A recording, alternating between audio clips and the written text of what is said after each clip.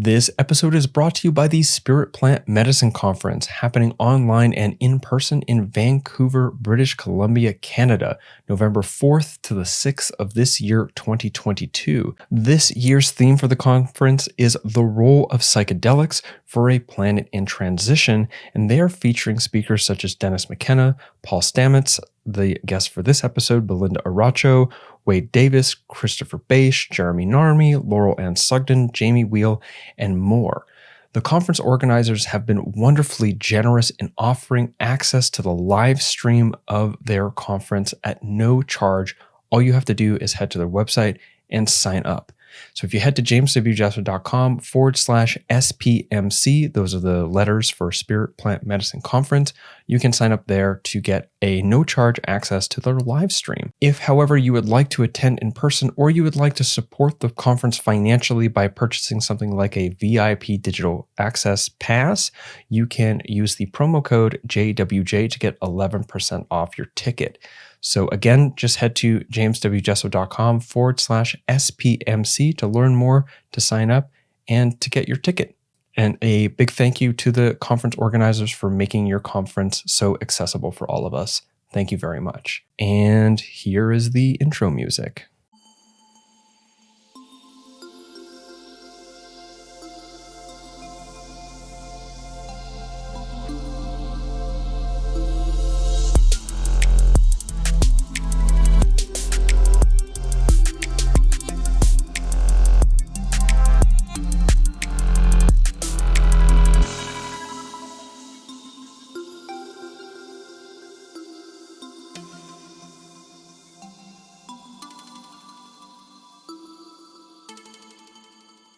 Okay, this is Adventures Through the Mind. I'm your host, James W. Jesso, and this is a podcast that explores topics relevant and related to psychedelic culture, medicine, and research, always with the underlying question of how do we work with and through our psychedelic experiences to become better people, not just for ourselves, but for all those with whom we are nested in relationship.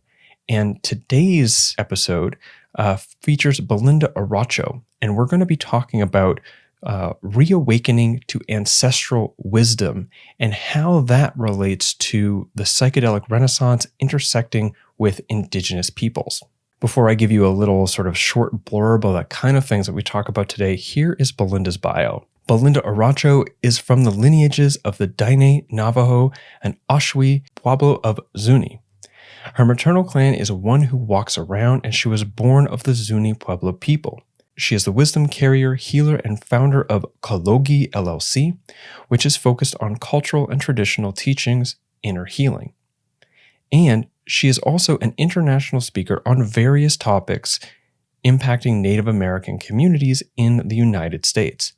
Additionally, she is one of the founding members and a present member of the board of directors of the Church of the Eagle and the Condor. She has also appeared on many podcasts on the topics of intergenerational trauma, cultural appropriation and cultural appreciation, and healing with sacred plant medicines. She has also been the author of numerous articles that are published on Trikuna.net, some of which will be linked in the show notes to this episode. So today, Belinda and I explore a variety of topics.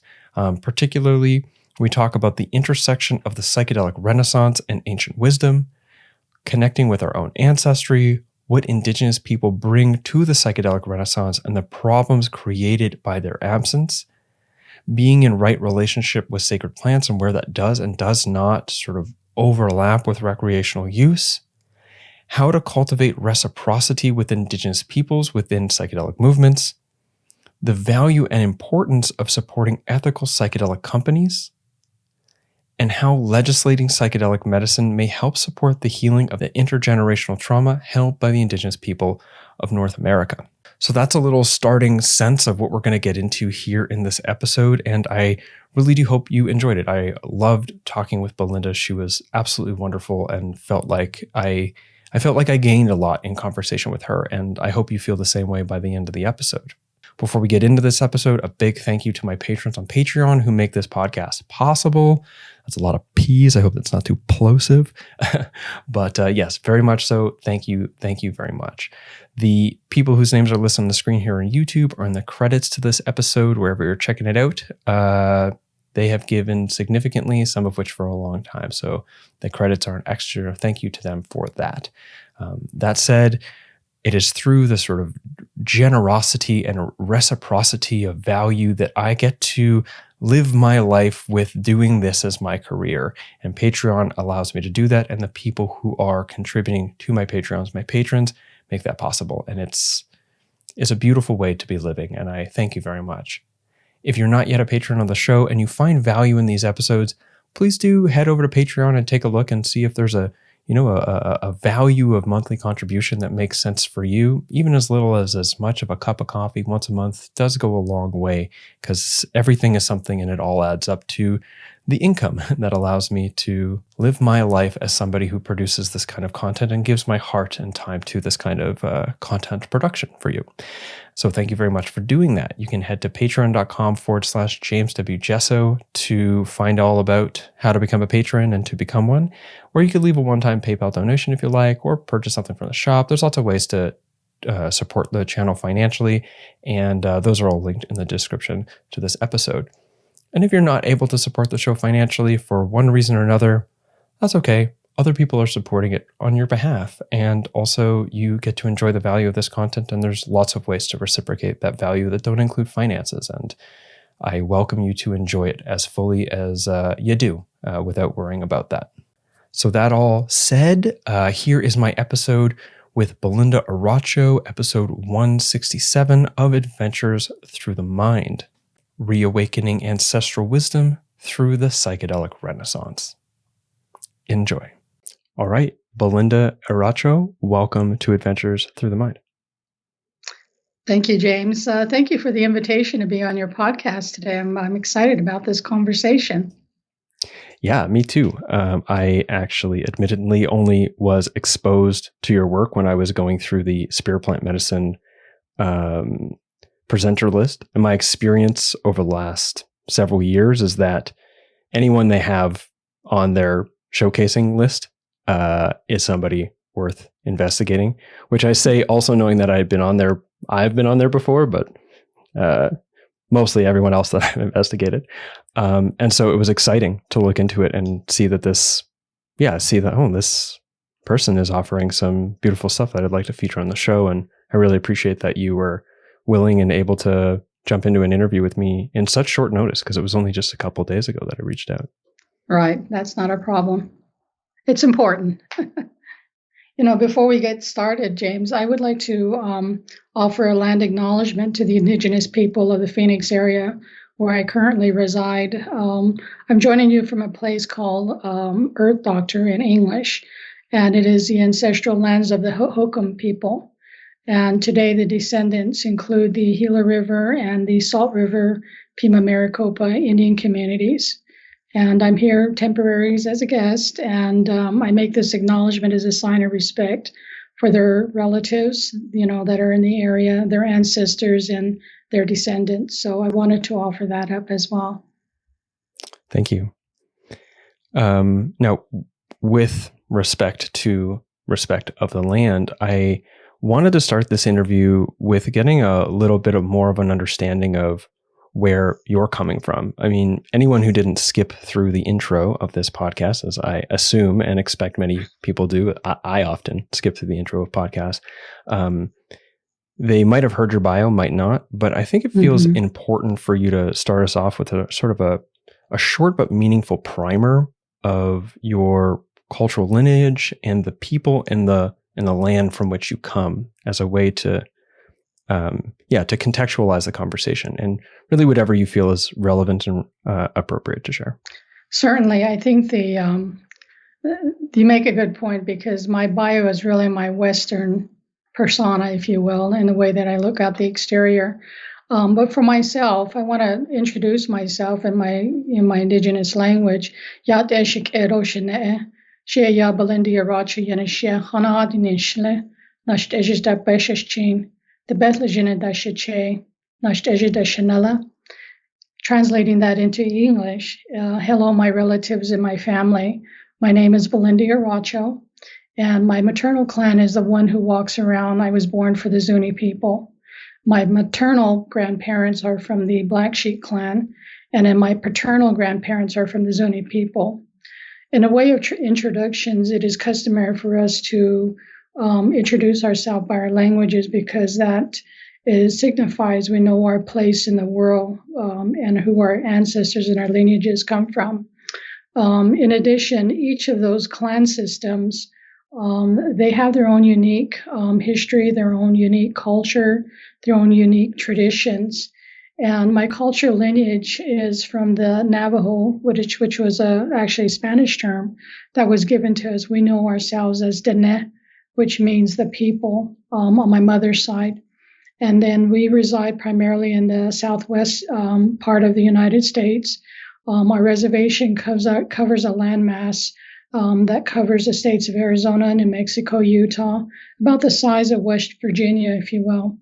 My father's people, they come from the Ashiwi people, or in other words, they're known as the Zuni Pueblo people in the state of New Mexico, and that's primarily where they're located. And both of these cultures that I come from, my lineages, they're very rich in their cultures and their tradition and their language. And then for your listeners, this means that one of the things is that both of these cultures are matrilinear, which means that our identity of who we are comes from our mother, not from our father, which is different than the Western perspective. In addition, for example, if I marry, my husband will usually come to live with my family or in the vicinity of my family. This is really different from Western society. So that's kind of a little bit about who I am on a personal level. I hadn't thought to ask this before, and it strikes me as like such an obvious and important question to like create a platform for now, which is funny that I didn't think of it previously, which is I'm wondering if you'd be able to speak to. Eventually, I'll start asking about psychedelics and the sort of psychedelic renaissance, and where you see the sort of indigenous culture and wisdom sort of coming in and supporting that, or maybe not being supported within that. But specifically, what I'm curious about is like the meaning for you in being able to be publicly showcased to speak your native language. Because from what I understand, one of the first things that was happening during the attempted genocide of the indigenous people in the sort of colonizing, the settling, air quotes, of North America was to stop you from speaking your language. So I'm wondering if you're comfortable speaking to that. Yeah, I think one of the things, so I'm what you would refer to as more of a contemporary Native American. So there's a spectrum, if you would look at it that way. And then on one side of the spectrum, you have the very traditional individuals, which speak the language fluently, that are very set in their cultural ways and their practices and ritual and ceremony. And then in the middle is more the contemporary people like me, where I'm kind of like a bridge between the old world and more modern world, if you will. And for me, my mom grew up actually in the boarding schools, and you're absolutely right, they were taught not to speak their language. And if they did speak their language, they were punished for it, whether that meant washing their mouths out with soap. In some cases, some of the elders tell of really frightening stories where their fingers were cut off every time they spoke the language.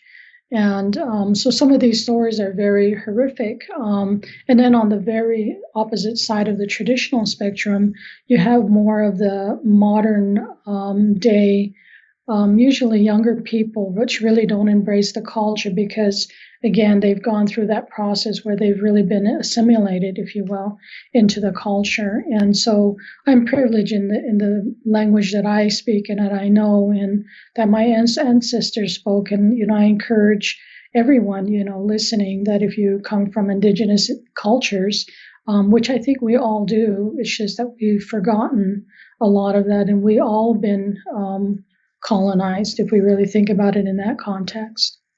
Mm-hmm. Yeah, I mean, with respect to your last comment there, that's something that I've been sort of increasingly expanding out and thinking about, that, well, specifically my father on his paternal line, well, I guess it's a little bit more mixed the further up you go, is East Coast Canada First Nations, Mi'kmaq.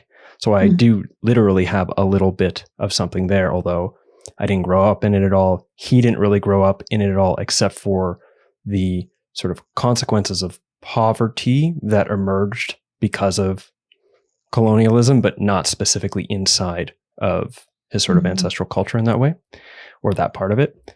But also considering too, like everyone who came over here from Europe, was from Europe before they came here. And chances are they lived in Europe or wherever they came from, likely was a direct consequence of peoples being moved around by the conquest of Rome at some point and some other conquest. So we all, if we go back long enough, we can recognize that we were once indigenous people that were taken from our lands and put elsewhere. It's just harder for me and people who have similar sort of like ancestral trajectory as myself, which is that I was born in Canada, as someone who wasn't native Canadian, apart from that little sliver, to see it because it's just so far back. And I think that culturally, we don't really have a good memory for so far back in the Western mind. It seems like very focused on a very narrow scope of generations. Yeah. But I think, when we can really think about it, James, in the sense that those memories and those experiences, those rituals and those ceremonies actually live in our blood.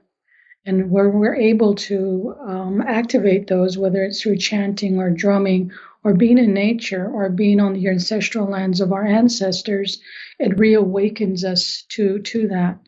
And I think that's really one of the things that it's time, I think that's really what this time is all about. It reminds me of a good friend and someone I respect. Her stage name is Evolution. And her and her partner, Yegon, they do performances. It's like psytrance music and etc. But they specifically feel like through music and through theater, through performance, which they hold as ceremony, theater and ceremony are kind of different things. They have in their mind, they're wanting to sort of like open up what I think they call it like ancestral magic, which is everybody can access it. It's something deeper. It's not culturally specific, in a hopes of like raising up through the dance floor, movements of beauty and healing in the people participating. And what you just spoke to there sort of like jostled that memory for me. Yeah, well, if we can really think about it, wherever our ancestors came from, the land holds the memory of their past, their journeys, their plants, and when we reconnect to that, it allows us to awaken to ourselves and who we truly are. And I think in the more modern times, what has happened is we've disconnected ourselves from that. And so it's keep on doing that. It sounds like you're in a good place to do that. Thank you. Maybe you could speak a little bit more than just now I mean, I'm jumping around a little bit in my mind here for my planned questions, but with respect to connecting to the land from which we're from, because what is my question here? It feels like a very open wondering. I'm going to try to congeal it into something coherent in the next 15 seconds. What of those of us whose the bones of our ancestors actually lay on other sides of the ocean? Now, for me, I've been in Canada for, I think, 6 or 7 generations, not including my Indigenous heritage, my small sliver of Indigenous heritage. So in my mind, I could be like, well, yeah, it's many, many generations. 7 generations is what, like 200 years or something. That's quite a long time. Although Ontario is this generation compared to East Coast. But I'm wondering about that, like what your perspective is with respect to connecting to sort of the living tradition of our ancestry in the land if we're not in the land that we come from. I don't know if you've ever heard of ley lines, that encompass the whole of the earth. In traditional cultures and indigenous cultures, they typically refer to that as song lines. And song lines are also connected. So if you make a connection at one point, let's say in Europe, and you're here in Ontario, there's usually a connection to the surface of the land.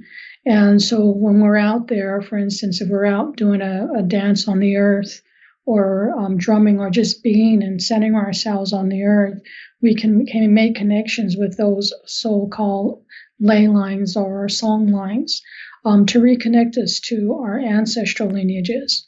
We don't need to physically be there. From a meditation standpoint as well, we can also go there and travel when we can really center ourselves.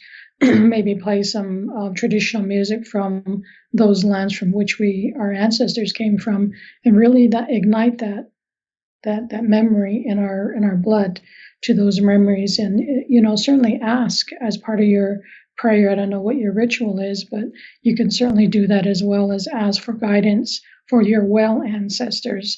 I think people usually ask for ancestors, and even those that are not well or had a very difficult lifetime, they show up as well. And so what you really want to embrace are the well ancestors to help guide you and lead you and help you remember your lineages of who you are here in your heart, not what somebody else tells you that you are. Thank you. I'm now being confronted with a list of questions that I think are interesting, but might actually get us quite far away from the intended set of questions. Yeah. So I'm gonna table them in my mind and trust that at some point in the conversation, if another space opens up where it feels more coherent, I'm going to ask them.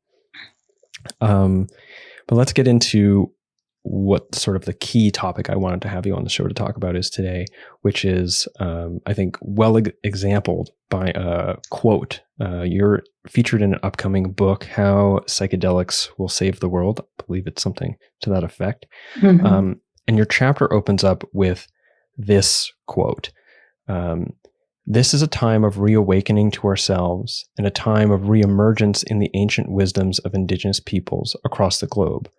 Currently, we are at the intersection between these ancient wisdoms and the psychedelic renaissance. So I'm wondering if you can comment on where you see this awakening and intersecting unfolding in the psychedelic renaissance in a positive way, and perhaps even where you might see it happening in a negative way. Sure. And additionally, sometimes I ask big questions, so break it down however you like. But additionally, where you might see that it is not happening in a way that you feel problematic. Okay, sure. I can speak to that. That part of that quote of the reawakening is really happening at two levels in my mind. It's happening at an individual level, and then it's also happening at a more collective level. In Western society, we're taught to look for answers outside of ourselves. They tell you to go to college, learn something, and those influences help us to drive our life or guide us in our journeys. And I think what ends up happening is we forget about the answers that come from here, from the heart. And I once had a traditional elder. She would always say the longest journey a human will ever make is from their mind to their heart. And that's only 18 inches, which is, and I never really understood what she meant by that, but that is a really valid comment.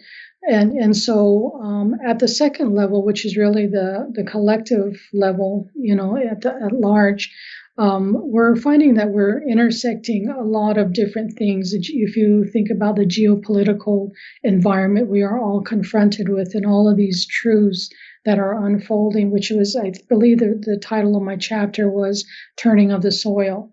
And just like you turn up the soil, it unearths things. And in this particular time and space that we all find ourselves in, that's really what's happening, is we're unearthing the truths of our own individual selves. And I think, to me, that's the way that I look at the so-called COVID pandemic. Of what has happened is it's asked us to come and focus on being with ourselves again, because we don't know how to be with ourselves. and then secondary to look outside of ourselves. And so when we do that inner healing work that we're being all asked to do, which touches on the psychedelic piece, it adds to the collective. There's a lot of issues going on around the world. And when we start to do our own work, it adds and it helps to foster healing collectively.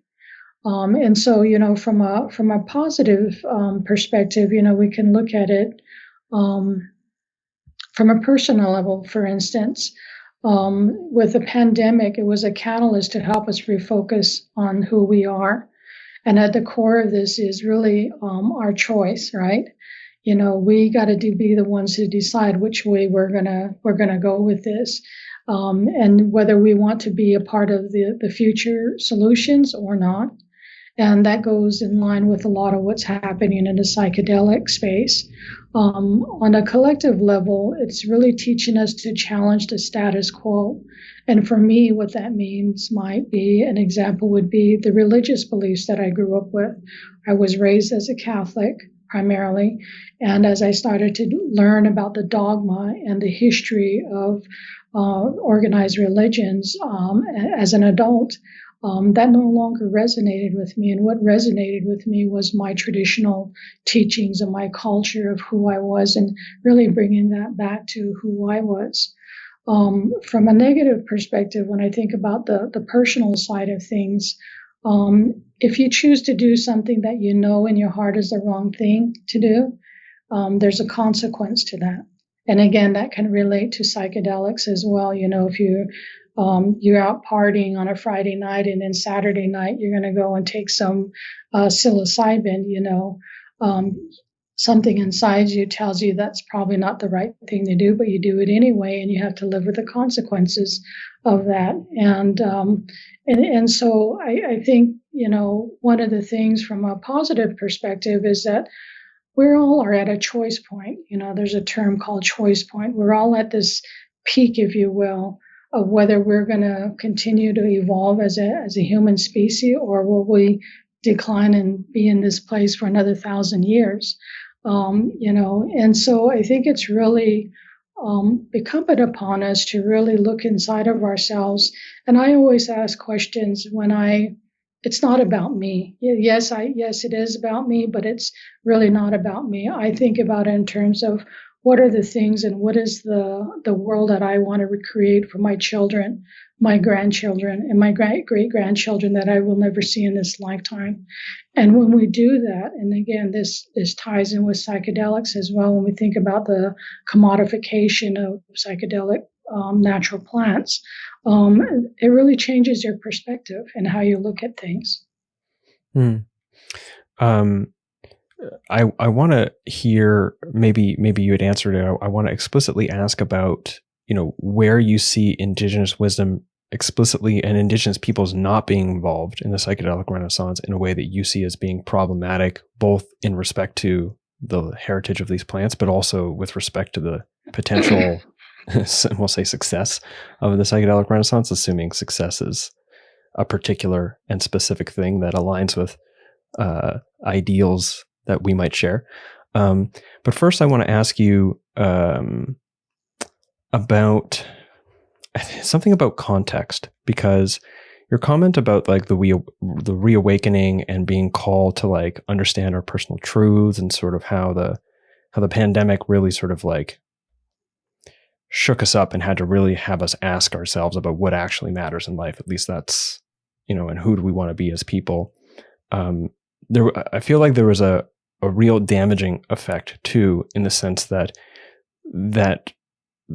scenario really shook people up in a way that didn't necessarily bring them in alignment, in a way that's sort of like, I'm making a lot of propositions here, but like that it isn't actually in alignment with what serves life. At least explicitly. There might have been a lot of choices that ended up people getting confused and going down rabbit holes and becoming increasingly more extreme politically and otherwise. And the reason I ask this is because it sort of aligns with psychedelic use, right? And how important context is. And there's a far cry difference between a dance party and an Indigenous ceremony, although something like the degree of personal healing that's possible is available in both, it's much less likely in the party situation, and it certainly isn't as deeply connected to something in the Indigenous situation. And so the question is something like the sort of the cultural and relational context necessary for this sort of awakening to personal truth to express itself in a way that is not entirely ideologically ego-focused. Mm-hmm. Yeah. Yeah, I guess I could answer this question in a number of ways, but and what I will share is that from my personal experience, when you go through ceremony, I'm just using ceremony in general. Sometimes there are ceremonies that you only experience once in your lifetime as a part of, say, an initiation of some sort. And that's the way that I also view psychedelics. Psychedelics are a privilege to be able to do that. And I'm not sure that, and that's speaking from an Indigenous perspective, it's not often that I have the opportunity to fly down into the Amazon and sit with the Shipibo people in ceremony with grandmother ayahuasca. And, and so I really cherish those moments and the experiences that it takes me through as a human being, and the healing, the soul healing that's so deep and profound that sometimes it's hard to articulate. It takes us to these mystical places and mystical realms if we let it. So that's kind of one perspective. And on the other perspective is, let's talk about recreational use. When an individual goes out and is having a good time with some friends and uses it for recreational use, it's really more about the pleasure of taking it and being in that space and disassociating from the reality of where they're at. Whereas in a ceremonial context, you're really looking at a piece of your life that really needs some healing. Maybe it's intergenerational trauma that you're really trying to unfold, and you're recognizing that this pattern has been in my family for generations to generations, and I'm going to be the one to step in the way of this and say no more, because I don't want to see my children or my grandchildren to relive and have the effects of intergenerational trauma in their lives. Now, when you go back over to this other side where you have the recreational use, you don't even think about those things.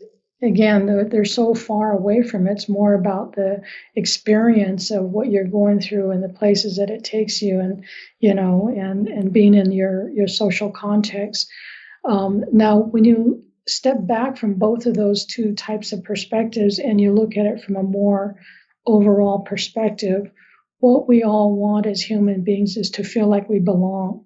And whether that's in a ceremonial context or whether that's hanging out with some friends on the weekend and, doing doing psychedelics, that is really what we all long for as human beings. And I think so. It's a different perspective from where we come from. And your earlier point and question, I believe that you were trying to ask is that, what is it that Indigenous people bring to this space? And when you think about it, Indigenous people have been the stewards and the guardians of these sacred plant medicines, and primarily talking about the natural plants. And so they know the spirit of these plants as beings, first of all, and they know their potential and their essence of how they can heal us. And they know how to sing the chants that will help to ignite them and really go deeper into ourselves. And I'm kind of talking from a context of my own personal experience sitting in the Amazon with the Shipibo people. Versus, going out and enjoying ourselves on a recreational standpoint, where there's a lot of things that could go wrong. When we get into these psychedelic spaces, these non-ordinary states, we sometimes can open up doors that are very difficult to close. And so we end up with attachments in this physical space that we don't know how to deal with. And I think one of the things for me in my last at least 2 or 3 years, as I've been going out and talking, it's really interesting to have people like psychologists and psychiatrists pull me aside after a conference and saying, I've got a client that, did some psychedelic and they're so far out there and I don't know how to help them, from a more of a mental space. And what we all need to recognize is that when we take psychedelics, it opens these different realms that we need to know how to get back into our physical existence. And sometimes we leave parts of our soul elsewhere, depending upon the psychedelic experience that we went through. And so I think, to answer your question, they are the guardians, and that doesn't mean that they keep all that knowledge to themselves. And that's one of the beauties of what's unfolding right now. And I talk about turning of the soil. They're willing to share this with those that are willing to honor that. And I think for those that are non-Indigenous or don't see themselves as Indigenous people, it's really a time for us to really reflect, what are we doing here? Do we want these plants to exist into the future, or are we going to just consume them and over commodify them, and really being selfish, so to speak, rather than looking at it from the wholeness of humanity. Yeah, I think I want to specifically address what you were just saying in the divide between different sort of, we'll just say, the two ends of the spectrum on, say, psychedelic use. Is probably more than that, but just tabling that for a side, and kind of like interpreting or like reading into what you said and thinking about it from like a larger sort of political outside of the psychedelics, and thinking about it just socially, politically, for people who are awakening to their personal truth and recognizing that there's a kind of connection and engagement with personal truth and its impact onto the world relationally. In other words, that is in service, to life, I guess. And there are others that are actually, in some sense, just about ourselves, right? That there are some that step forward and honor and help engender and encourage and, connection, broad scale with the world and with life. And there are others that create division and et cetera. And it seems like the context in which we are connecting with our personal truth or being awakened to it seems to have a big influence on its outcome. So that larger scale down into psychedelics, I completely agree with what you're saying. And also I'm wondering, in the same way that you spoke to, and like maybe this is an inappropriate or like totally just incorrect association, you were speaking to sort of Indigenous people who are like very traditional, and then there are contemporaries, and then say further along might be people who are Indigenous who, I think you had used the words assimilated, fully assimilated, no relationship whatsoever to their Indigenous heritage, culture, etc.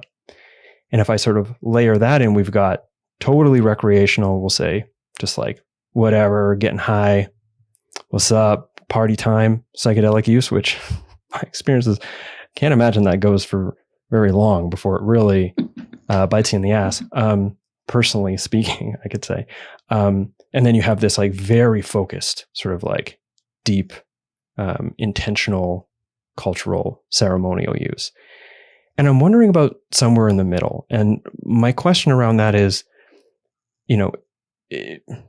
maybe this is also an opportunity for you to speak to right relationship, but my experience is that it's possible to be in relationship with a plant and to a psychedelic and to, in context, use it in a way that is not sort of abusive, but is in service to, say, the experience of opening up and being with joy and reverie in a dance on a dance floor, right?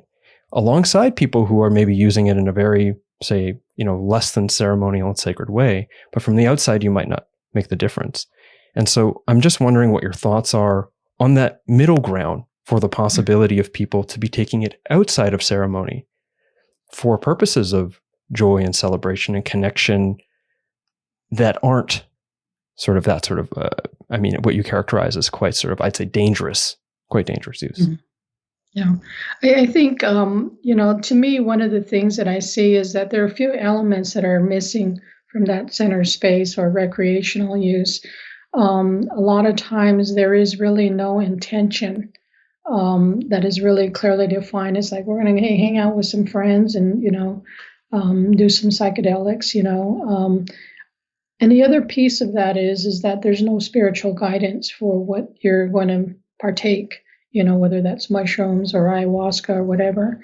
And then I think the other thing that's also missing is this reverence for the essence of the plant as a being with a capital B. Because they are very, they know us, they feel us, they sense us. And then the other part of that is that typically in the recreational use area space, there's usually mixing of drugs, whether that's alcohol and mushrooms. In traditional cultures, they always teach us you never mix medicine. If psilocybin is your medicine that you're being called to, then stick with that. And the reason for that is because these medicines have different spirits, and a lot of times they're not coherent or conducive with one another.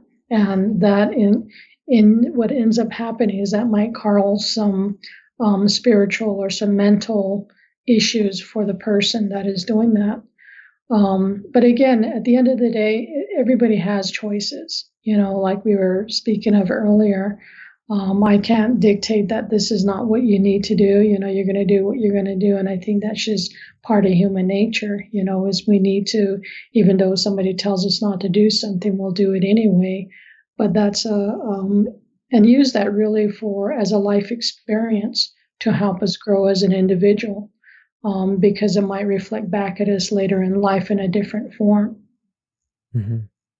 Yeah, that's beautiful. I definitely, I fully agree with, especially the whole thing about lacking guidance, lacking intention. There's a lot of sort of like even just like basic carryovers from ceremony that could do a lot for a person who's somewhere in that middle ground. In fact, part of what I do with my work, my written work, the podcast, all this is trying to create internally a mindset and sort of like encourage people to be informed that when they make whatever choice they want to make, they're empowered with all of these options and an understanding how and why these options might be in service to them having a safer, more constructive is not the right word, but like safer, more empowering, more beautiful, more sort of positive onto themselves and to the world experience with whatever medicine they choose and whatever tradition that they choose or are welcomed into. And I know for myself, I've continued to use, certain psychedelics in certain recreational contexts, recognizing that it's like, I have to be very careful with this and I have to be in really good relationship with it. And I have to be mindful of dose because there's certain scenarios where that's just not going to pan out. That's good for me or respectful to the medicine. While also recognizing that the older I've gotten, the more I've been in ceremony and the more I've chosen to do the deep work, the more my nervous system is like, yeah, I need strong, safe holding container that is safe and strong and has integrity beyond just me and the other person and is rooted in some sort of something deeper, because otherwise it just gets too big, the implications. And so and I think that last point is very important, James, because when we can create a container that is really safe for us to go even deeper into the medicine, into those mystical realms, and be able to do even more deeper work, it's a benefit to you, whereas if you're out at a rave or something and, you're going to have some resistance to just letting go, right? And so there's not going to be very much healing that may be offered to you.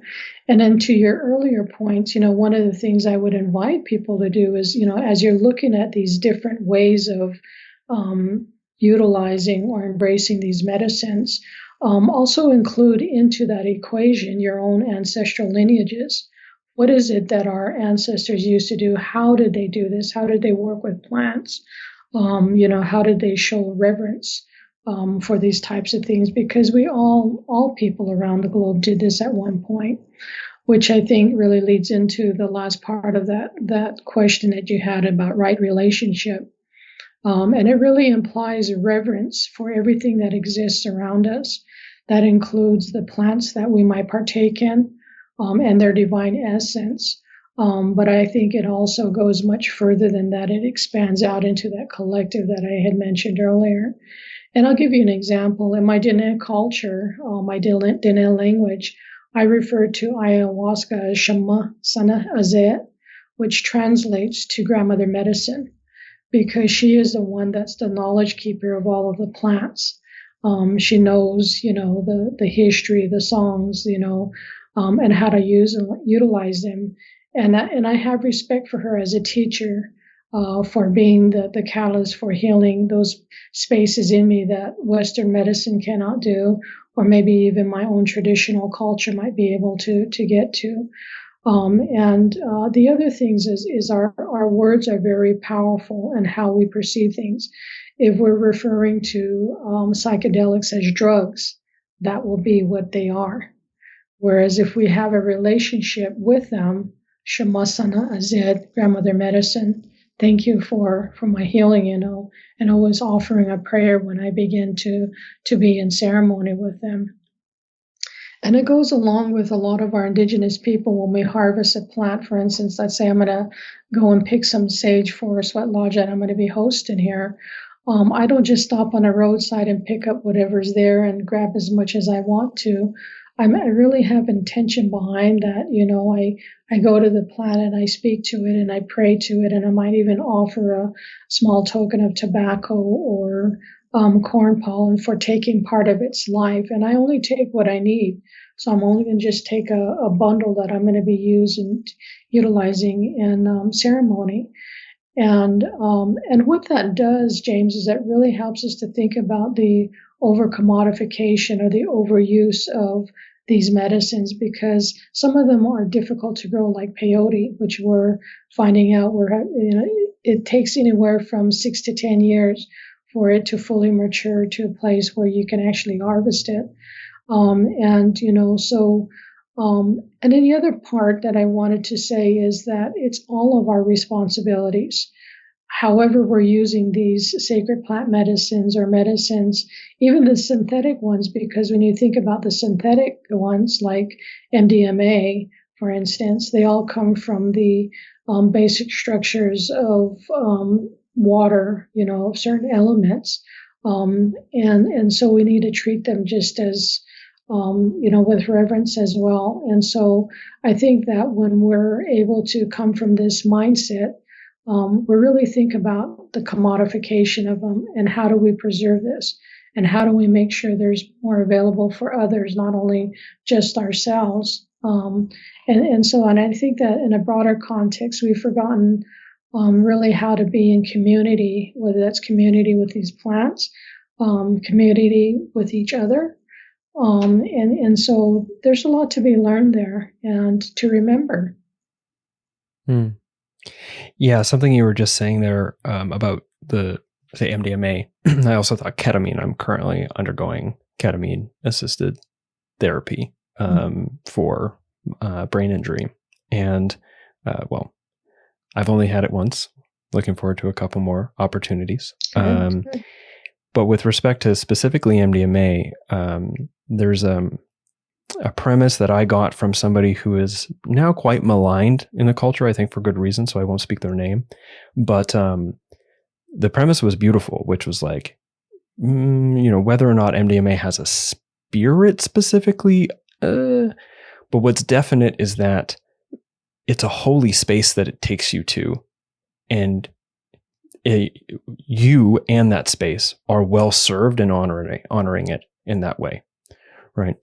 So even if it's just a chemical, even holding in mind like this is a beautiful holy opportunity that I have to be in this space, and holding that with respect as well is something that I hold strongly in myself, and hoping that people listening who hadn't thought of that before will do the same on the basis of your sharing and this comment. The second thing I wanted to point to there I feel like you've been speaking to it, but I'm going to ask it very specifically to get hopefully a sort of deeper explanation. Is you keep referring to the plants, right? Mm-hmm. You keep referring to them in the sense of like right relationship, okay? And this makes sense maybe from, with the psychedelic plants, right? So grandmother ayahuasca was your term, or I often, I always just say the mushroom or mushrooms with the sense of like they're like a teacher, at times like an elder, So this makes sense. And I'm wondering if you can comment a little bit more fully on the sort of worldview that is beneath that, or like that supports that, the recognition that plants are entities that deserve to be engaged as though they are,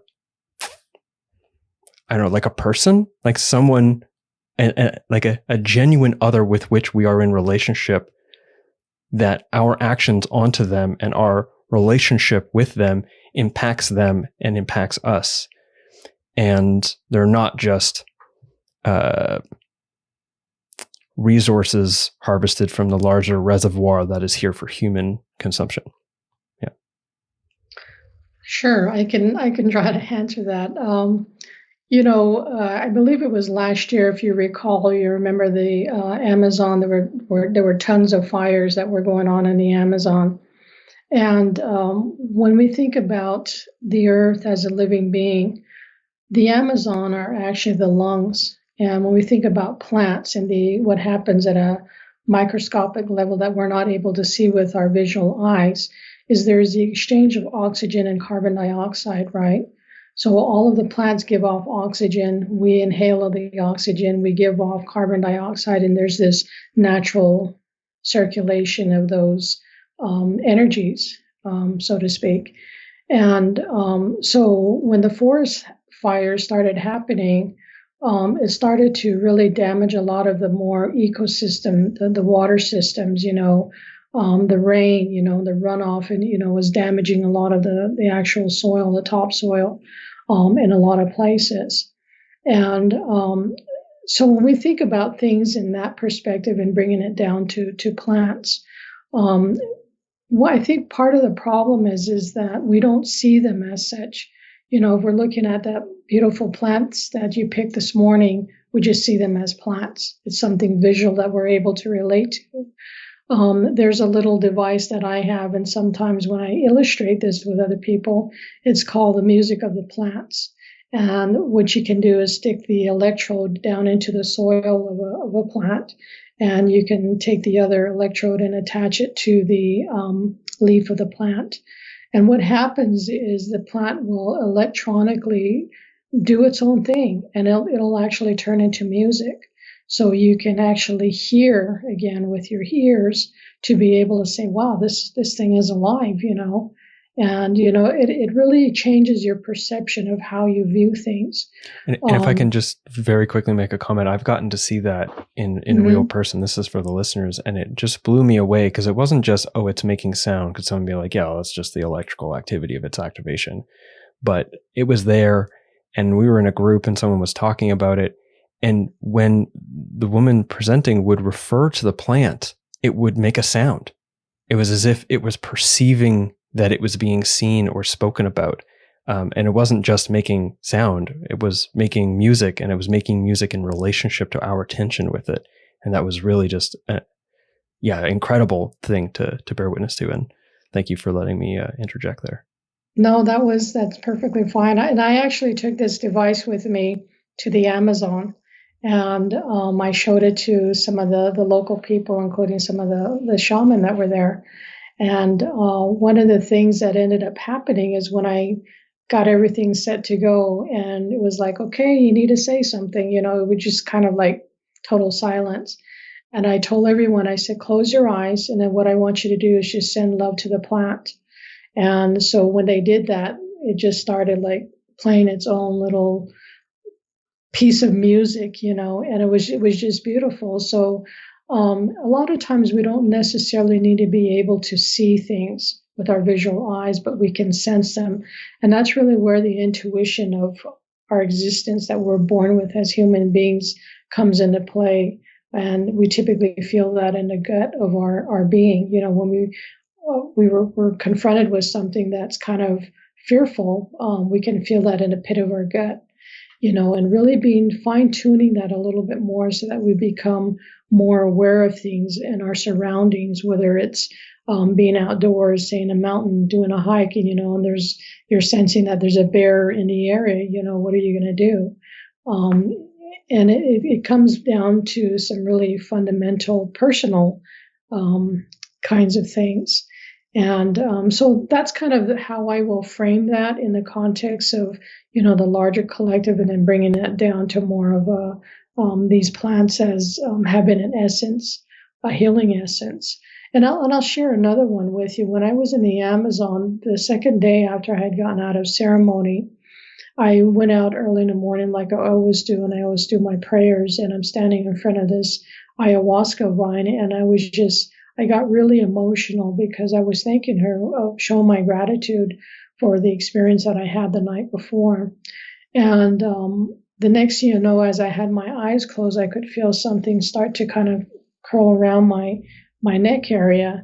And I'm like, I'm not going to look. And I'm thinking like the worst thing, it's probably a snake or something. And I opened my eyes, and surprisingly, it was one of the vines of the ayahuasca that just kind of like nestled in there. And I was like, oh my gosh, and I could feel her presence because I was already, my heart was already opened up from that experience. And which brings up another point in making that connection to the collective. And many of you may have experienced this when you're in a psychedelic space where you feel like all of a sudden you're just connected to everything. You're so wide open that you feel everything. You can feel the trees, and when you come out of that psychedelic space, you're like loving on everybody, and again, that's that connectedness, that interconnectedness that we have that we forget about when we're on a normal pace of our own personal lives. And so I think sometimes to come back into that and really recenter ourselves so that we can be in right relationship with everything. Mm. Yeah, you blah, blah, blah, stumble. A story came to mind that I don't share often, and I don't feel it relevant to share in a public setting. But I actually, if there's time afterwards, I would love to share it with you. It's one of my most cherished stories. But so there's that, and there was something else you were saying. Yes, about connection, and about we can lose our sense of being connected with the world in our daily lives. And one of the things that the podcast explicitly has been exploring over the last several episodes, intermittently, but because I've been really exploring it in myself, especially since the pandemic, is recognizing how much the sort of connection as a state of being is missing as a foundation, and following the work of people like Darshan Narby, who I hold in high esteems, recognizing that she says, like optimal human flourishing, in a sense, sort of the birthright of our humanity, and even the capacity to be in and express our humanity is sort of like relies on our ability to psychologically, relationally, culturally, and neurobiologically have connection as sort of the primary sense of being in the world. And that we don't have that anymore because of the way we're raised in the dominant world, and because of how the culture encourages us to interact with each other, and et cetera, et cetera. And that eventually this makes us ill on many levels. And I think we can see that in the sort of rampant mental health issues of modern people, especially given that for the most part, modern people have pretty much everything available to them in a way that was never available 100 years ago, and yet we're sadder. So yeah, and something about psychedelics helping us to sort of like, remember, like putting our arm back on, that connection, and how easy it is to lose it again once we're back into the world informed by disconnection as primary. Yeah, what you were speaking of reminded me of listening to a very beautiful piece of music, and it's not necessarily the sound of a guitar that might play, but it's really the silence. And so when we can really come into that place, we call in my culture Hojon, which is beauty and balance and that stillness. There's a certain time in the morning, about 4:30, 3 o'clock sometimes, depending on the season, when you can just go outside and it is just the stillness of everything. And when we can get into those places every once in a while, even just once a day, it really does magnificent things for us. The other point that I wanted to bring up, in a lot of our indigenous cultures, and in particular with mine, with the Diné people, they say that we have multiple bodies. We don't just have a physical body, but when we're actually born into this physical space, we come in as spirits, as babies. And then we also have a mental body and an emotional body. And a lot of times what ends up happening is when we go to see a doctor, depending on whatever the issue is for, say, mental health issue, we get seen by a psychiatrist or a psychologist. If we have cancer, we go to an oncologist. There's this separation of the different disciplines. But in traditional indigenous teachings, they're all combined with one another. And so we can't heal as individuals if we just focus on the physical aspect. We need to look at the emotional aspect of that person. We need to look at the spiritual parts of them. We got to make sure that they have a community that will kind of help support that. And the same thing can be said for, the psychedelic space as well. Mm. I think with respect to healing, right? Mm-hmm. I'm going to see if I can do a little gymnastics here. So give me a second. With respect to healing, with respect to language, you made a comment that language matters, right? I've completely on board. I've been speaking about this for quite a while. And one of the things that I've recently sort of had shared is this idea of that psilocybin is not a tool. Psilocybin mushrooms are not a tool. It's they're a tool for personal growth. That's why we should respect them. And they're a tool for this and that. And that I say that they're not a tool, because a tool is an extension of a human hand. And when we call it a tool, what we're saying is that its value is determined by its usefulness to us, right? Rather than something else. But just considering that it's not a tool as a way of sort of shifting that mindset, because that makes a big difference once we're in the actual moment with the actual mushroom, because very much so, I believe it has an intelligence that shows up, and that intelligence isn't necessarily going to show up. It can very easily be obfuscated by mindset, or any context, mindset, dose, environment, setting. Mm-hmm. So one of the other languages that often gets used around psilocybin and in this whole psychedelic renaissance is medicine. Right? Psychedelic medicine, right? Oh, that's why it's respectable, because it's medicine. They're tools for medicine, okay? And you had mentioned healing. And in the same chapter I mentioned earlier from How Psychedelics Could Save the World, you make a comment. The quote is, "The medicine we receive in our lives includes all aspects of life. Just as many of us have begun our inner healing journeys sitting with a therapist or counselor, I too found myself in such a situation." I think maybe the second part of that quote I didn't need to include. But the reason I bring this up is wondering what your use of medicine means there, and what that word means when you use it, in the hopes of sort of expanding perhaps what people might immediately assume, which is, medicine infers it's something that you are taking, right? Explicitly or implicitly sort of conflating medicine with medication, something consumed or administered. And so I'm wondering if you can sort of unpack a little bit by what medicine means when you use that word. Sure. Medicine from a Native American perspective is not medication as we view it in Western society. For us, medicine it could be the essence of all of life, or the inner power that exists in every single human being. That said, medicine can exist in everything. It can exist in plants. It can exist in rocks, animals. It can also exist in the rays that come and greet us in the morning with the sunlight. It exists in the air and the water and the wind. But medicine can also be the life experiences, whether they're pleasant or unpleasant, that we go through in our lifetime.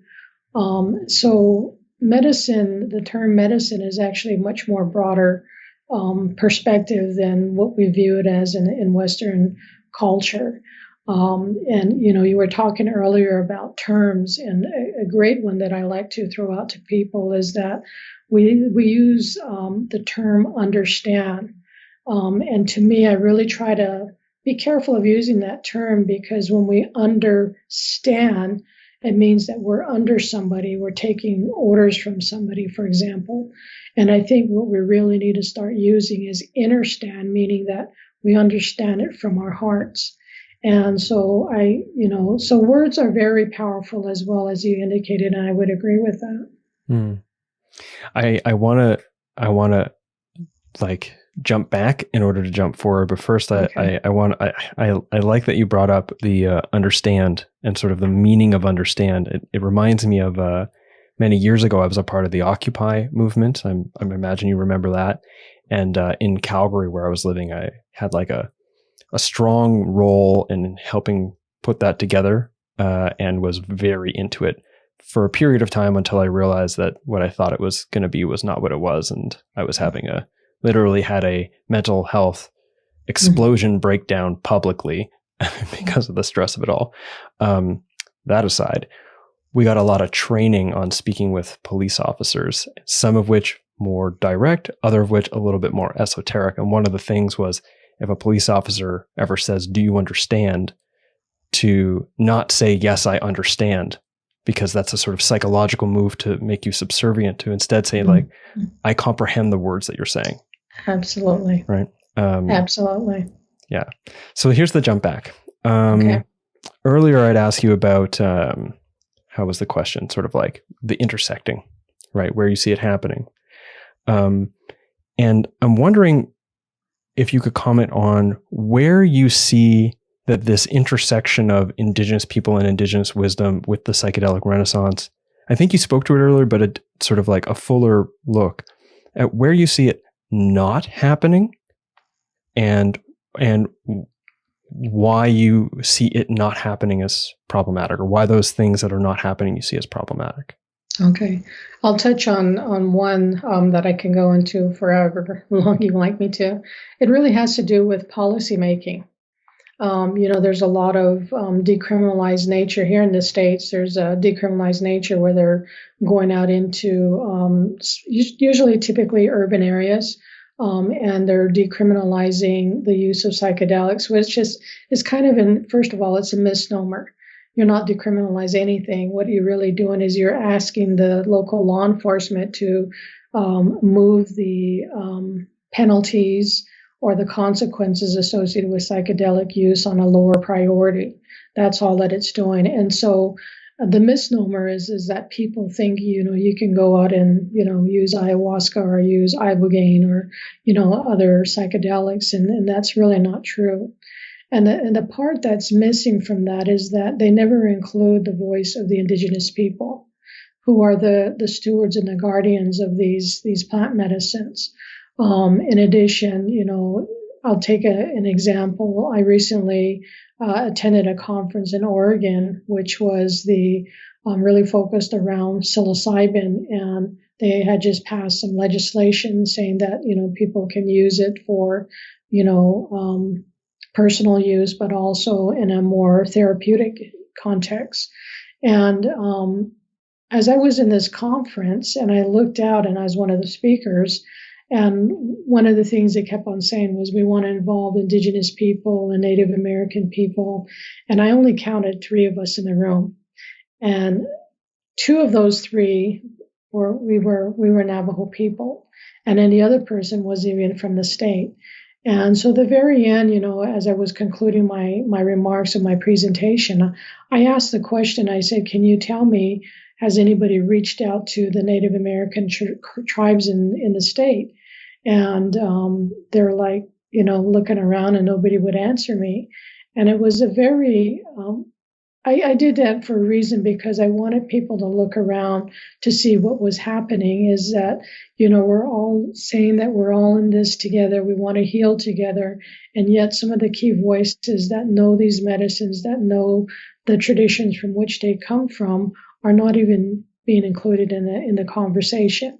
So that one's a big one for me.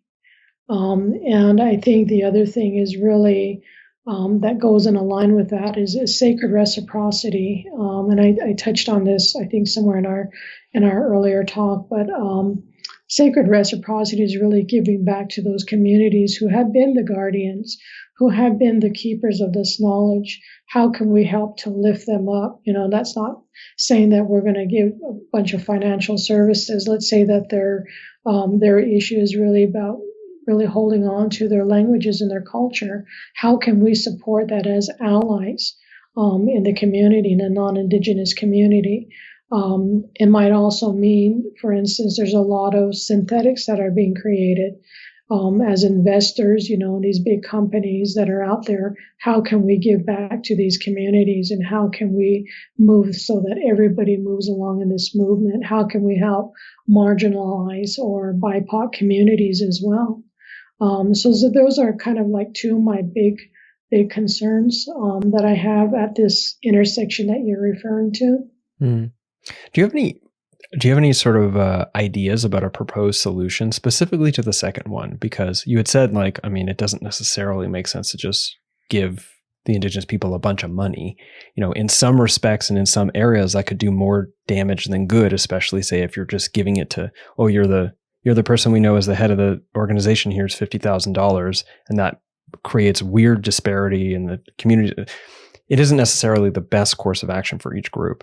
And I'm wondering, with respect to, say, a biotech company creating an IP around some sort of novel metabolite or ester of some extract from some compound that comes from some plant that specifically has been held in tradition by these Indigenous people, and somewhere along the line, someone went down there and took it in one way or another and brought it back to their laboratory, and so on and so forth. What might be your proposed solution for how that biotech company could give back, right?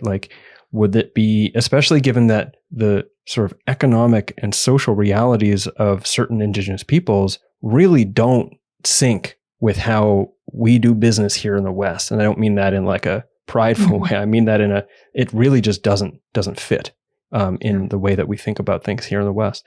So do you have any proposed solutions to that issue?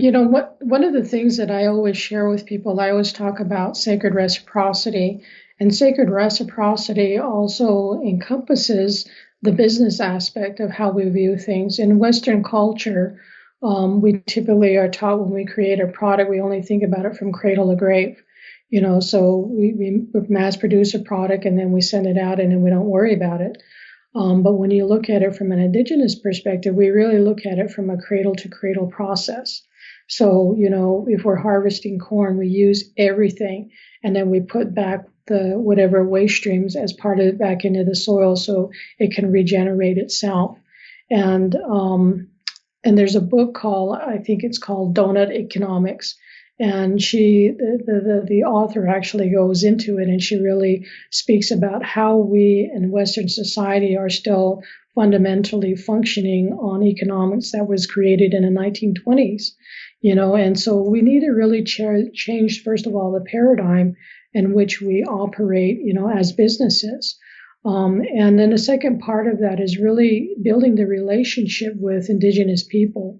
That might be what that looks like, might be going to some of their social ceremonies, and just being an observer and watching and witnessing, and that in itself says a lot. It shows that you're interested in who they are. And one of the things you also need to keep in mind is that there's been a lot of harm done historically to Indigenous people. And so they're always going to be cautious of outsiders, people that are non-Indigenous to their community. Why are you coming into our community? And you say, I want to help, but so did Columbus, he said he wanted to help too, and so it's really being mindful about the way that you approach Indigenous people and really showing a true interest in that. In Canada, you all use land acknowledgements, and sometimes organizations will just, go into the internet and find the land acknowledgement and change it. But really, what land acknowledgements are really about is building that relationship with those Indigenous people so that you honor them, you understand when it's time and appropriate to bring them into the development of a product, say, that you have. And then the other part of that is you start to build that relationship with them. You can start to find what their needs are from a community perspective, not an individual. And, here in the States, we typically, Native American communities will usually create needs assessments that might include infrastructure, like water. For instance, we need water lines into our community so that we can wash our hands, so we can prevent COVID from spreading COVID, for example.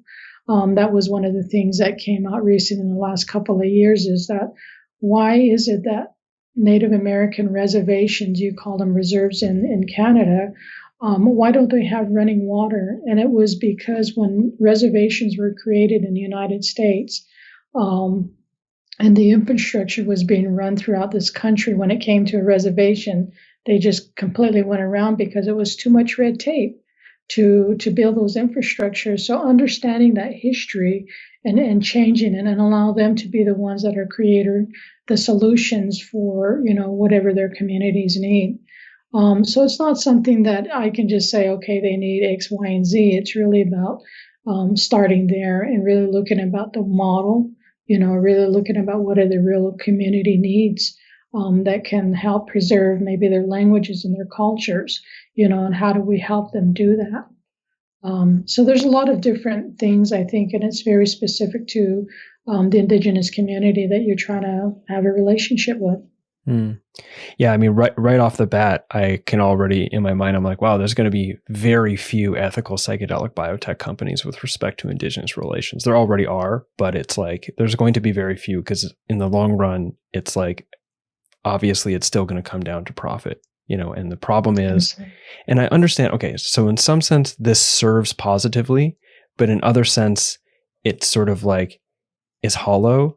And the serve is, so public opinion, what's the word? Like the analytics support that public opinion is in favor of us appearing as though we support Indigenous people. So let's support Indigenous people. Okay, so that can be good because it forces in a sort of capitalist, profit-driven free market system to have a company align its values to what's being asked of by the public. And if the public asks are starting to shift in a more, say, egalitarian is not the right word, but in that particular direction, that's good. But then on another end, ultimately it still comes down to profit. And so if there isn't enough push for that specifically from the psychedelic community or culture, which is not going to be the primary people who are paying for this type of therapy, then the likelihood that these companies are going to do that is very slim.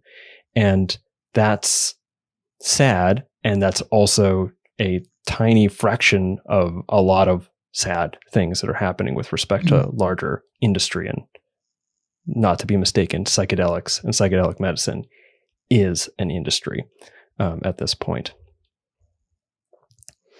Yeah. Right. Okay. So that said, very sort of like, I think, reasonably and fairly dark observations there. Let's shift into something maybe a little bit more positive feeling as we're sort of closing it out, but not completely avoid the reality of the darkness of our current scenario.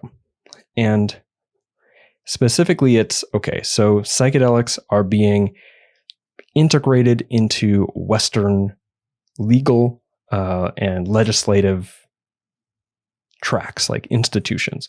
Specifically, we'll say medically. And I'm wondering where you see that as being in particular service or potential service to Indigenous people. And one of that obviously is like, okay, ideally, a lot more increased sort of like what you called it, sacred reciprocity. Was that the term? Right. So that would, sacred. Yeah, that would be great. Increased recognition and increased sort of like inclusion in the whole narrative.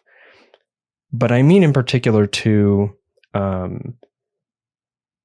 what the integration of psychedelic medicines into Western institutions might offer with respect to Indigenous people having access to that medicine for the addressing and healing of intergenerational trauma or the ongoing impact of racism and racial prejudice against Indigenous people. Mm-hmm. Yeah, that's a loaded question. I think one of the things from my perspective is that, when like we just think about that medical policy and what it can do for Indigenous people, what can it do for my community, for example? First of all, and I'm using an example, let's take that Oregon legislation that just came out about the use of psilocybin. And one of the things that in our country, at least in the United States, all of our healthcare is provided by the federal government.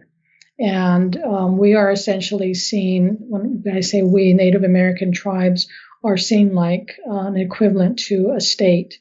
And so there needs to be this government to government relationship. Right now, as it exists today, psychedelics is not even on the radar. Because first of all, is that our funding comes from the federal government, and a lot of these psychedelic medicines are actually illegal, with the exception of ketamine. And even ketamine as a possibility to be used in our mental health programs on reservations is not even considered as well. Because again, one of the things you got to realize is that we're dealing with a lot of our leaders grew up in the 60s, in the early 70s when we had this war on drugs kind of thing. So their mentality is kind of that mindset. Fast forwarding to where we are today, and I see all the possibilities of these medicines really being used in a way that can help heal intergenerational traumas. And I'm speaking from my own personal experience and what I've gone through, and how it's helped me to look past those things, not forget about them, but to really have some healing. And what is it that I can change about myself, and therefore changing my family and my community, and then ripple out like that little stone that's thrown into a pond of water. And so I think those are some things, some considerations that really need to be thought about. And I think the other part of this is there's a lot of education that needs to go into our Native American communities. I know that in the Vancouver area, I know there's some research that's happening with ketamine and some of the First Nations people, and they're showing tremendous benefits for their communities. And my hope is that there be more of that in the next coming years, that people will understand how these medicines can benefit that healing process, whether it's for PTSD, depression, suicidal ideation, or whatever it may be, that we'll really start to be able to utilize that, and to be there to have a seat at the table, to create these policies, to create these culturally specific programs that are really going to be utilized in our communities, not necessarily from a Western approach, but actually a combination of the two. Mm-hmm. One other question that was beautiful. It makes me think of I think it was it in the early 2000s or something? Famous Canadian physician author Gabor Mate, big trauma guy, had started using ayahuasca with the Indigenous people in British Columbia. They did like was it a CBC documentary or something, or maybe it was a David Suzuki documentary about him doing this and how incredibly effective it was to help with the trauma of the people there. And Health Canada came in and was like, "You can't do this. Stop now, or you lose your license." So hoping that in some respect, the increased sort of legitimization of psychedelics institutionally, legally, and medically will sort of reduce the likelihood of, the Health Canada equivalent coming in being like, "No, you can't do this." Or in the United States, my assumption is the DEA coming in being like, "Hey, you're criminals, you're arrested, bang, bang." I just had a flooding of visions of like cowboys and Indians, and it's sort of like continuing. Anyways, I'm just going to let that go. But I can see that value, but then I can also see, and maybe this is another question, it's like, does it really matter if the Western sort of medical paradigm integrates psychedelics with respect to indigenous communities and people's being able to utilize it for their own healing? Like, I'm wondering about that. Like, does that really matter? Is it really required? Or is there something else that's required to make this, or not make this happen, for it to happen in a generative way? I guess it depends on what you're wanting the outcomes to be. You know, if you're wanting communities that can heal from 500 generation or 500 years of, genocide, and there's that possibility to have that, then I would say yes. You know, there needs to be some room and some changes that need to be made. But I think the other thing that we really need to think about, and I'm saying we collectively, is that some of the systems that have been created were created in the early 1910s, 1920s, and they don't serve the purpose and the needs of the people. And I'll take an example, is a lot of here in the States, a lot of the institutions and systems that we have, say for healthcare, were created originally from under the War Department, and then eventually moved into the Department of Interior, and then now reside within, the Public Health Service. And a lot of these systems are very archaic, and they're not very advanced in keeping up with the times and the modern technology. So that's one piece. The other part of that is the funding of how do we fund these programs so that they exist. I believe there is more than 250 treaties that have been signed with Native American people in the United States, and every single one of them has been broken. And the majority of them call out the need for health care. And for as long as I've been born, and I'm almost 60 years old, our Congress has never funded 100% of our health care. And so you're trying to run a system that's got a Band-Aid on it, and it's busting out at the seams. And, you have more, like you indicated earlier, the suicide rates are going through the roof.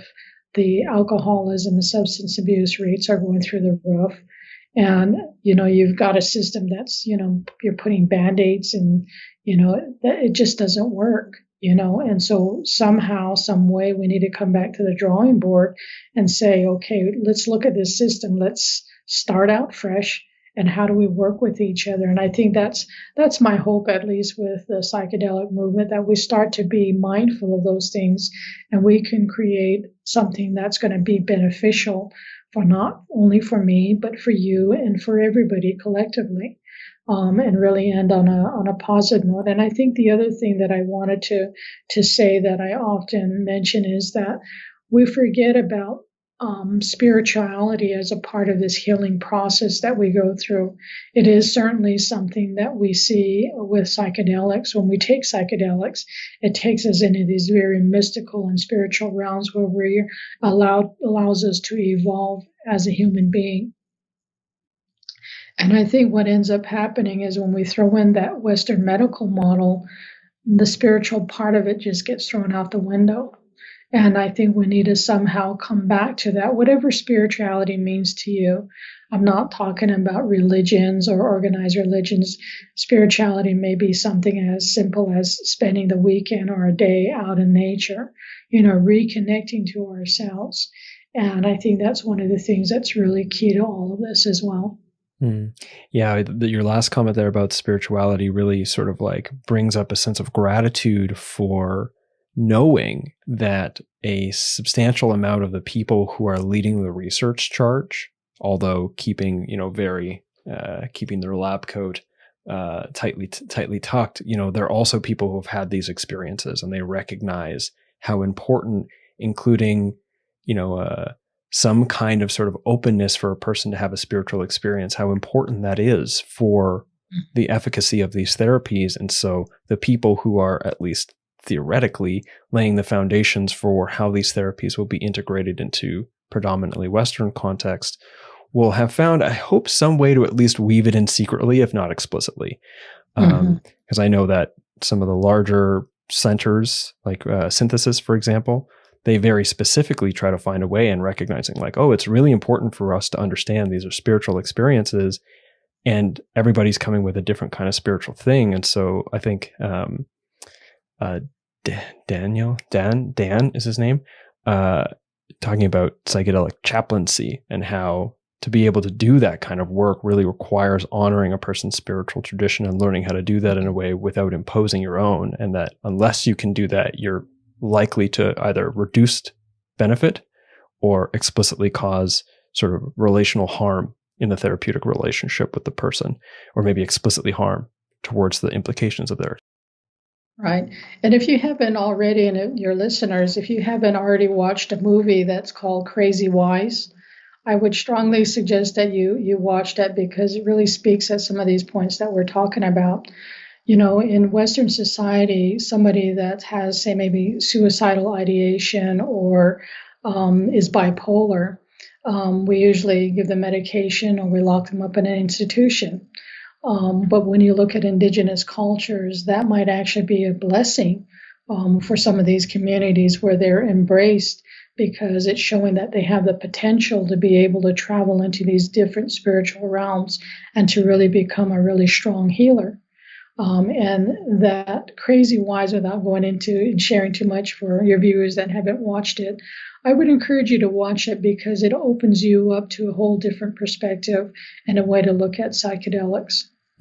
Yeah, thank you for that recommendation, and also for the reminder, because it's actually been on my to borrow from the library list for quite a while, and I always just seem to forget once I'm there. So the extra nudge is appreciated. So I got two final questions, and this next one, you already know what it is because I sent you the questions in advance, but for the listeners, I'll sort of present that the question at its face value feels kind of almost like an accusation rather than an inquiry. But I do genuinely mean it as a sort of catalyst to contextualize this conversation for people. And the question is this: why does any of this actually matter? Or why should it matter to those who don't already grok or understand why it matters? Yeah. To me, it matters because all of us, we all share the same shared histories, whether we recognize that or not. We talked earlier at the beginning of our conversation, we talked about colonialism. And we were either on the side of the conquerors or we were either on the side of the victims. And I think psychedelics allows us an opportunity to really explore that a little bit more and take ownership, you know, not for what has been done, but that healing process and really trying to move that forward. It matters to me personally because I want my grandchildren and my great-grandchildren, and those I will never see in this lifetime, to really believe and to be able to not have to fight for their spiritual beliefs, whether that is using sacred plant medicines or not. And that's something that continues to this day. You know, we have to fight for allowing ourselves to utilize, say, ayahuasca in a ceremonial context. And I think for the other part of this, it matters because Indigenous people who have been the wisdom carriers and the stewards of these medicines are at a place where they're willing to share that with the larger population, as long as there's respect for that. And so that's how I will answer that, that particular question that you've raised. Thank you.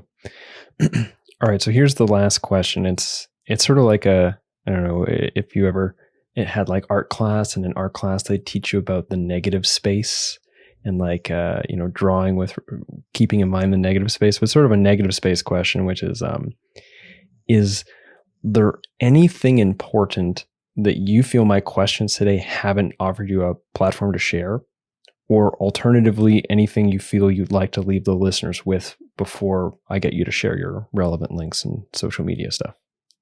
Well, I first want to applaud you with all your questions, because I think that, they were not easy questions. When I'm doing presentations or I'm doing podcasts, sometimes there are easy questions that I can say, oh yeah, but I really gave some thought to how to respond to these questions. And so I appreciate that. I think you've touched on just about everything. And the only thing that I would encourage your listeners to remember is to extend an invitation to First Nations and Native American people and Indigenous people when you're creating policies, when you're creating programs, because they have that lived experience working with these medicines that most Western people don't have. And you can really, come to some really good synergies and solutions that will be beneficial for the greater population at whole. Awesome. I'll also make a comment here that you explicitly have a blog on your website that explores your sort of suggestions and guidelines for welcoming Indigenous people to your event or meeting, and et cetera. And I'll make sure that a link to that is contained in the show notes to this episode. So that said, Belinda, is there any other links or social media handles or upcoming events that you'd like to leave the listeners with? Yeah, the only thing that I will say, I will actually be in Canada in November. There's the conference that will be going on. And one of the things that I will be speaking on is my particular chapter, Turning of the Soil, and what that really means. So I encourage you all to participate on that. I also have a website so that you can look at some of the work that I am doing out there. I'm on Facebook and, really try to be a bridge, to help this understanding to move forward for Indigenous people as well as for Westerners in whatever, context they come from, whether they're practitioners or, just lay people, to really help them understand and understand themselves as well. Thanks. I'll make sure links to that are contained in the show notes to this episode. And again, confirming your last name is pronounced Eriacho? Yes, Eriacho. The I is silent. Yes, Eriacho. Belinda Eriacho, thank you so much for coming on to Adventures Through the Mind. Eloquent. Thank you, James. And cut. Okay, so that was this episode of Adventures Through the Mind. Thank you so much for tuning in. If you enjoyed what you heard from Belinda, please do follow up with her work. Links to that will be in the description to this episode or in the show notes at jameswjesso.com. Also, I want to make a point here about how important it is to be supporting ethical psychedelic companies, and with particular respect to those who are efforting to involve Indigenous communities and Indigenous people in their work. And there are definitely those out there that are doing that, and there's also many of those out there that are not. And with that in mind, the sponsor of this episode, the Spirit Plant Medicine Conference, as far as I can tell, it appears like that is what they're trying to do. And to me, that is something that is honorable and meaningful. And I'm happy to have had them sponsor the show and to speak about their conference, and happy to be attending, and encouraging you to check them out as well. Like I said before, you can watch their conference for no charge through the live stream if you just want to sign up and register. You could also attend in person in Vancouver, or you could purchase a digital package online, which I think includes access to all their other conference videos as well. But don't quote me on that. I didn't check it before I said it out loud, but I think it might be the case. Anyways, if you want to check them out, go to jameswjesso.com/SPMC, Spirit Plant Medicine Conference, SPMC, to learn more and to sign up. And if you do want to purchase a ticket, digital or physical, then you can use JWJ, my initials, to get 11% off. And I'll be there in the VIP room, digital package. So maybe I will see you there. And either way, I look forward to enjoying and learning from and receiving value from that conference together, even if it's not in real time and in direct contact with each other. So yeah, that's all. Thanks for tuning into Adventures Through the Mind, and I will see you on the next episode. And until then, take care.